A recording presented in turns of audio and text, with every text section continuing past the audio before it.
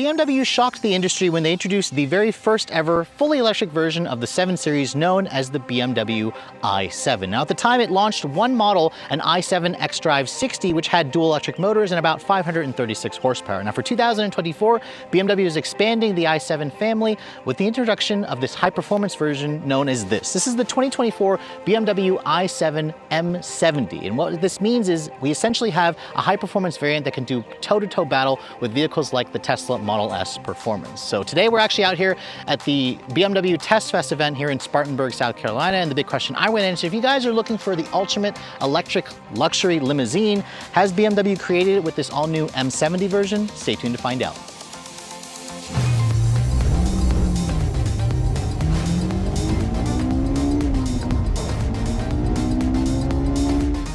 Now, when BMW first introduced the all-new 7th generation 7 Series, they launched it as two separate models, a 7 Series gas and, of course, the i7 fully electric version. Now, as you can see, this model here that we're showing you is a new addition, the i7 M70i. Let me first start with what's going on underneath the hood. Now, most electric vehicles do offer some kind of frunk. Sadly, BMW does not offer that. Instead, you get this massive plastic shroud here that covers up basically a front electric motor and all your usual componentry. Now, I wish BMW gave us a frunk, but that's not the whole point of this review. The whole point of the M70 version is to talk about the additional power, because what we have here is the most powerful production fully electric BMW ever created. It basically blends two electric motors. So there's one at the front, one at the rear. The rear motor is around 25% more powerful versus the xDrive 60. So in total, BMW says this model now produces 650 horsepower. That's around 114 more versus the xDrive 60 that I tested last year. The torque figure is up 200 pound-feet to 748 pound-feet of torque. Now that's without the vehicle in boost mode. In boost mode, BMW says this makes around 811 pound-feet of torque, which is just an insane amount of power. It all goes out through a single-speed reduction gear transmission with the company's xDrive all-wheel drive system, as I mentioned earlier. Now this vehicle has a 101.7 kilowatt-hour battery pack, which is good for around 291 miles of range. BMW says the combination of all this power means you'll get to 60 in around 3.5 seconds. That's about a half a second faster to a full second faster versus the xDrive 60. It'll reach a top speed of around 155 miles an hour. And as this vehicle sits, it weighs in at just under 6,000 pounds. So again, that big battery pack, the fact that it's a big sedan, obviously is going to increase the weight of this car. But let's go ahead and close up the hood and show you guys the exterior styling. Now, this particular color here is known as Tanzanite blue. It's a really pretty dark blue color. Here in this bright sunlight, you can actually see the metallic fleck of the actual paint. It looks black in most of the other times. Now you can see the front fascia of the M70 version has basically just the M badge here. That's going to show that you have the M-ified model. The big twin kidney grills here are front and center. I wish that this car had the extended Shadowline package because it would essentially black out the grills here. The chrome insert, I think, looks a little bit out of place considering this is an M70. You have the full LED headlights with the Swarovski crystals here on the front fascia with the divorce elements here for the LED daytime running light and turn signals, along with the BMW performance LEDs down here. No fog lights on the vehicle, as you can see, but you have some functional openings. There's some active grille shutters here. But overall, this car's been out for a year. Let me know in the comment section below what you guys think of the styling and how it's kind of aged over the last year. I think this car is definitely still very polarizing, but I'm sort of starting to get used to the design of the vehicle. Now looking at the side profile, you can see this is a big sedan. It only comes as one size here in America at 212.2 inches long. It's basically the longest BMW the company makes here in the States. Its wheelbase is around 126.6 inches long. Compared to something like the new 5 Series, this car is about a foot shorter to, again, show the hierarchy of the new 7 Series. Now looking at the wheels of this vehicle, you can see my tester has a 21-inch wheel with kind of like a two-tone finish. It's a split 5-spoke design with a painted black inner portion with a machine look. You can see it's riding on a 255 by 40 R21 tire. It's got a fatter 285 in the rear. This car also comes with an adaptive air suspension along with 4-wheel steering. That's all features you expect when you have a vehicle that has the 7 Series badge on it. Now you can see the mirrors, black painted. They are power folding with integrated turn signals. The door handles, you can see this car has the power opening and closing doors where you can basically push a button, the door will open for you. You can also use the voice commands, it'll open the doors. You can see my tester also has the panoramic glass roof where it does let in some light, but you can't actually physically open the roof panel, which would be nice to let in some fresh air, but it kind of, again, creates that ambiance on the inside of the vehicle. The rear of the car is also very, very conservative looking. I've definitely gotten used to it, but you can see they've had to raise the height of the car to essentially accommodate the battery pack, so it does have some odd angles from certain parts. You can see the M70 badge is the only thing that's going to let you know that this is the performance version. There's some chrome along the tail lights of the vehicle, which I would prefer to see them blacked out with the extended shadow line package. Down here you can see obviously no exhaust tip. This is fully electric. The chrome here, I would also prefer to see it completely blacked out. Now, looking at the cargo area, the i7 has one of the larger trunks in the segment, actually, at around 17.7 cubic feet of total storage space. It's not a liftback, however, like on the EQS or the Tesla Model S, one of its main rivals, or the Lucid Air, but you can see space back here at 17.7 cubic feet is decent. The seats, however, do not fold in a 60/40 manner, which would have been nice. Underneath here, there is some underfloor storage, which is good. So in terms of practicality, as far as sedans go, this is pretty much as good as it gets. Should I open the front passenger's door? Yes. Got it. So one of the coolest aspects of this all-new 7 Series or i7 was the fact that you can essentially use your voice to open and close all the doors or one of the doors. It has automatic opening and closing doors, which BMW essentially took from a Rolls-Royce. And I have to say, it's the coolest party trick of the all-new i7. But once we're inside here, as you can see, this interior is practically the same as the xDrive 60. So I'm not going to go too much into detail because it's a 7 Series.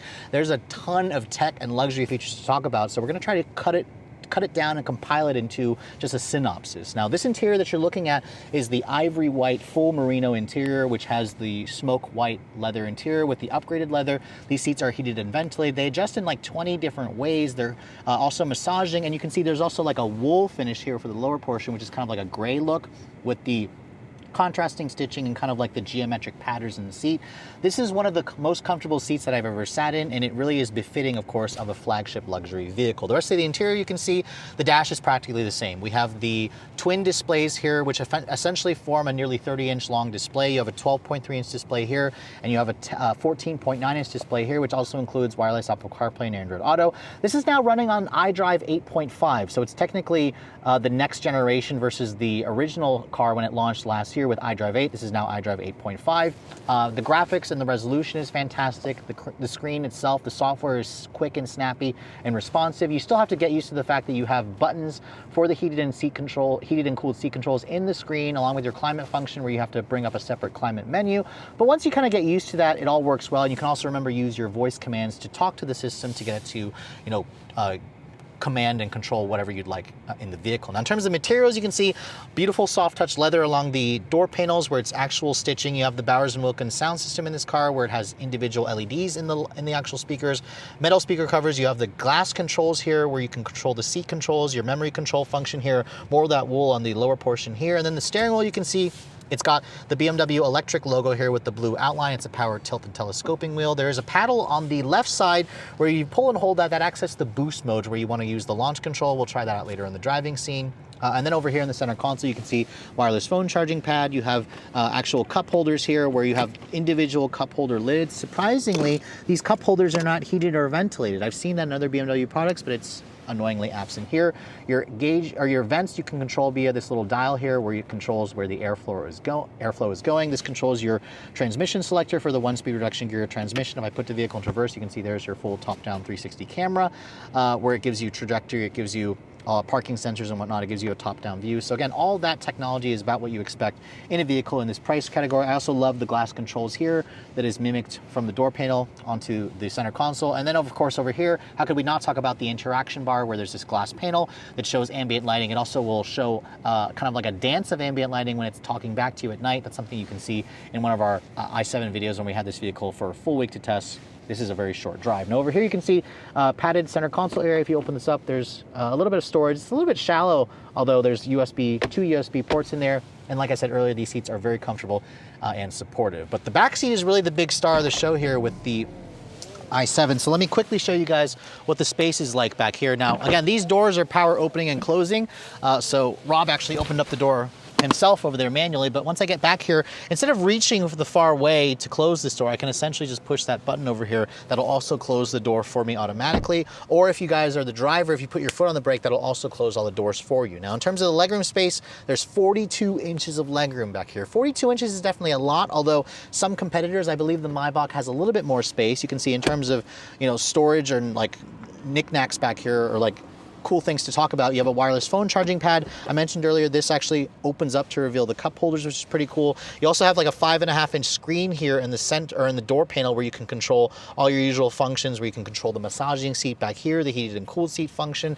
There's the BMW theater screen here, which flips down. It's 30 inches, it's an 8K resolution. If you want to flip that down, let me go ahead and activate that, fold that down. You can see it will actually close the sunshades back here, and it'll pull this screen down. Now, obviously this blocks the rear view mirror, which is why BMW should offer a digital camera mirror, but they don't offer that. But you can see here, this screen here is massive. It's like industry first. It's incredible. It's a real party trick with this car. So if you guys plan to have a chauffeur, or you just want to have something to impress your friends or family, go for this theater screen. It's definitely a great addition, obviously. Now, in terms of other stuff, there's a little bit of storage here. There's 2 USB-C charging ports over here. And then if you guys need to, you can actually fold this up to kind of seat 3 across, but the best part about this car is really using it as a 2+2. This seat, however, is the best seat in the house because, as you can see, there's a footrest here. This passenger seat will slide forward completely to essentially reveal an ottoman and give you a recline style back seat. But overall, if you're looking for a back seat that offers this much luxury and technology and space, you're not going to find it in a Tesla or a Lucid. This is one of the reasons why you went for a BMW i7. So here we are behind the wheel of the all-new BMW i7 M70, basically the performance version. It's not a full-on M car, but it's pretty darn close to being a full-on M car, depending on, you know, what you're looking for in a vehicle with this kind of performance and whatnot. But with 650 horsepower, 811 pound-feet of torque, when it's in boost mode, this is the quickest accelerating electric vehicle BMW says they've ever produced. And the company claims 3.5 seconds 0 to 60. I am very curious to see what that is like, so let's go ahead and see what we can get here 0 to 60 wise. We'll brake torque it. Oh! Holy sh**. All right. 0 to 60 in 3.3 seconds, and that definitely gives you tunnel vision. Oh my God, that is fast. That is so fast. It makes your stomach like basically feel like it's left in the back seat of this car. And that's the whole point of going for the M70 version. Now, obviously 3.3 is fast, and it's about a second faster than the time I got, I believe, in the xDrive 60 when I first had a chance to drive this vehicle a year ago. But man, that car wasn't slow. This unbelievably is like so bloody fast, and I have to do that one more time here. You have to do it more than once. It's in boost mode, launch control it. There's like no drama. 3.2 there. Oh my God, my stomach. It's like a roller coaster. That is fast. I mean, that performance I think is gonna satisfy most people. I mean, yes, do you wanna go faster? You could go faster. I mean, if BMW decided to do an i7, that would just be absolutely nuts. But I mean, I think for the majority of people, that performance is going to be just fine. But I'm just trying to get my thoughts back together because it's been a while since I felt that kind of straight line acceleration. I mean, that may very well be, I mean, I think the Lucid Air was a little bit faster than this car, but I haven't had a chance to drive like a Model S Plaid or a Lucid Air Sapphire. I'm hoping I'll be able to get my hands on one of those vehicles at some point, but man, BMW just does a great job. Even though, you know, this car is huge on the outside, it weighs over 6,000 pounds, it is an absolute rocket ship. Now, in terms of just driving this car normally, let's switch the drive mode here into its just personal setting, which is kind of the normal setting. The adaptive air suspension gets a little bit softer. The iconic sounds, you can turn that on and off. I actually really like the iconic sounds. I think that BMW does a really good job with the sounds that it does make. It's just unique. It adds to the drama of the car. This basically drives just as good as how I remember the i7 to drive. I mean, you essentially have all the luxuries here. I'm sitting here getting a massage. The interior is just so supremely quiet. It's so quiet in here, it's insane. And they're also very, very comfortable. The wool seats, these full merino, extended merino leather seats are really nice. I still think that I would like them more if it was a leather on the lower portion of the seat versus the cloth, but some people may prefer that. The fact is these seats are still heated and ventilated and massaging even on the cloth portion, which is really nice. The wool portion is really nice. Visibility is also really good. This car also has BMW's highway driving assistant, where it will allow for hands-free driving at speeds up to 85 miles an hour on limited access highways. Although it doesn't have the eyesight where you can lane change by looking into the side view mirrors. That's something only the new 5 Series has at the time. And this car's ride quality is so good. Even though we were on 21-inch wheels, it just floats down the road. It's really, really comfortable. And it's also very, very smooth in here. That's the whole point of an electric powertrain, is you don't have to deal with the internal combustion aspects, so there's no vibration coming from the gas engine. It's got it's still got audio drama thanks to the Hans Zimmerman sounds. The brakes on this car also take a little bit of getting used to. BMW does offer some form of one-pedal drive. I actually prefer it to be in the medium setting. In the high setting, I think it's a little bit too much, to be honest, in terms of the one-pedal driving. But overall, everything that I like about the regular i7 is here. BMW essentially just turns up the wick, and you do have to pay a penalty in the range. Now, unfortunately, I won't be able to do a range test on this vehicle until I get one for a full week to test. Right now, we're sitting at around 82% state of charge. It was showing around 214 miles of range on a full charge. This car, remember, will do around 291 miles on a full charge, which is good, although again, I had a Lucid Air Grand Touring that did around 400 miles of range on a full charge. So that's something to keep in mind when you guys are looking at the competitive set. The Tesla and the Lucid has about 100 miles more range than in this car. So I do expect BMW to eventually hit that 400-mile range mark. But I think for most people, the 290-ish miles of range should be enough to get you by. I mean, it just isn't the class-leading number, so that's something to keep in mind. But even in normal driving, just put my foot down, this thing accelerates so well. It's amazing to me how fast this thing is. Even just normal driving, you don't have to have it in sport boost and be constantly flogging the accelerator to get that insane power. But overall, if you guys are considering the i7 and you have the extra, $40,000 for this model here with the extra 114 horsepower, you should definitely be putting this at the top of your list. Again, it's not as fast as some of the competitors from Tesla and Lucid, but it is still bloody fast, and it has way more technology and luxury and space on the inside that you expect from a flagship electric luxury vehicle. So when I first had an opportunity to drive the all-new BMW i7 about a year ago, I was simply blown away with the entire package, because unlike its rival from Mercedes, BMW, I think, did it the right way by creating essentially the same gas-powered model, but just creating it as an electric version with this all-new i7. I thought it had amazing range, it had really great interior quality, amazing luxury, great driving dynamics, and it's also, even though it didn't really look all that impressive from certain angles, the styling of this car, I think I've gotten used to it. So after spending some time driving the i7 M70 version with the extra 114 horsepower and 200 pound-feet of torque. Basically, it takes everything that you like about the regular i7 and just turns the wick up on the performance style, because this model here, as you guys saw, 0 to 60 in the mid 3.5 second range is absolutely bonkers. And obviously, it's not quite as fast as something like a Tesla Model S Plaid, but not everybody needs a car that'll do 0 to 60 in 2 seconds or less. I think for most people, this is going to offer incredible performance. What I think BMW is playing a little bit catch up, however, is in the range, because at 290 miles of range,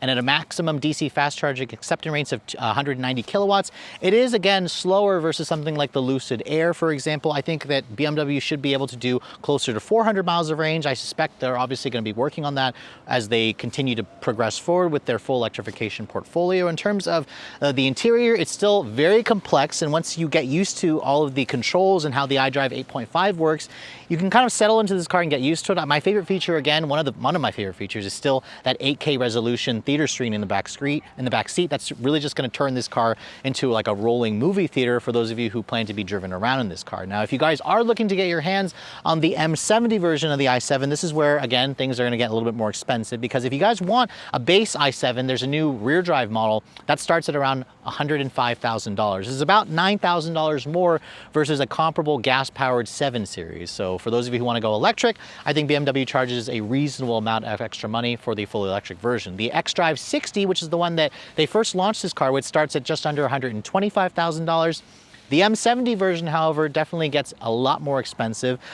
This car starts at a base price of around $180,000. So again, a lot more money. With options that my test car has, the price balloons to around $196,000. I know 196 grand is a lot of money. You could essentially get a Tesla Model S Plaid for about $80,000 less. Now, granted, the Tesla may not have as much backseat space or as much technology and luxury, but the Tesla does have more range. It's considerably faster as well. It also has the Tesla supercharging network, which eventually BMW should be able to use as we move on to the year 2024. But with all that said, hope you guys have enjoyed my full overview on the brand new 2024 BMW i7 M70. If you're also looking to see the latest cars I'm testing, be sure to follow me on Instagram at redline_reviews, like us on Facebook, and as always, guys, please keep subscribing to the Redline Reviews YouTube channel for all the latest reviews. Thank you so much for watching. I'll catch you all in the next video.